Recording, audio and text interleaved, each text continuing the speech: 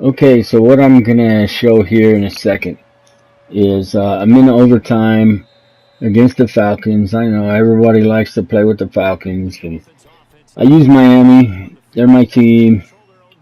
Always use Miami, except for very rare occasions.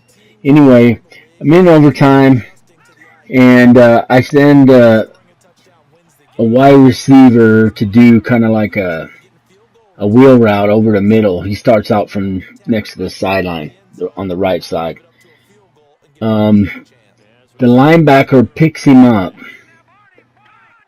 and he kind of does a weird little animation and stays with his linebacker, stays with my 96 speed receiver across the field and actually affects the outcome of the play when he actually turned around. You're going to see that in a second when I get to it. Uh, Unbelievable that a linebacker can turn around so quick, turn his hips. It's physically impossible.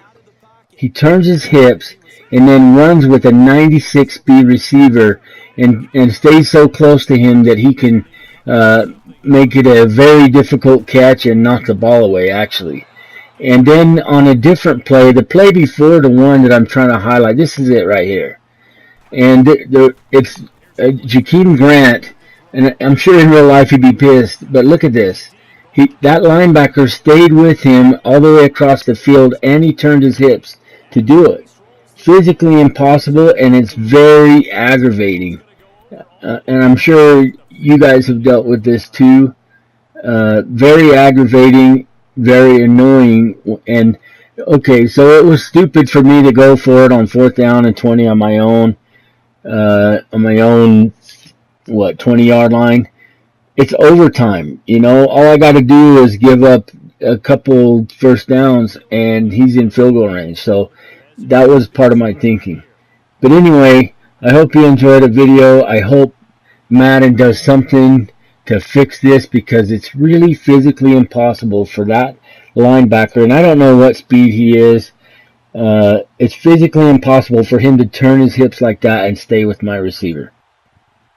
Here I'm going to show another replay of a similar pass pattern after this field goal. Check out here's that play again, and watch that linebacker pick up the receiver, turn around and run with him and stay so close to him that the receiver's not open and he can't catch the ball. Now, I'm not saying it's physically impossible for him to turn his hips like that. It's physically impossible for that linebacker, that big of a linebacker, to stay with a 96 speed receiver.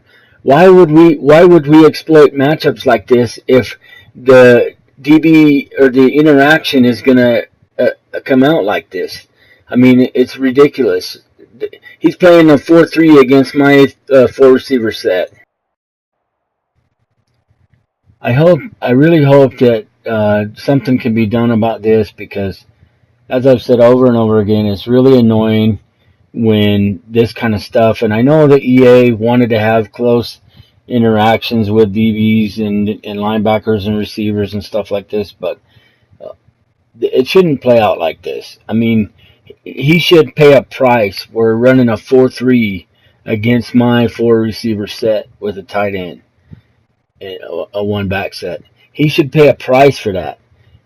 And the price is the DB or the matchups between a fast receiver and a linebacker should play out a lot differently than it did. Yeah, so check this out again. This is the play before where I got sacked. And look at the same thing happening. It's the same type of route, just from a different formation. And even though I got sacked, watch what happens again. The linebacker actually backpedals a little bit and stays with him.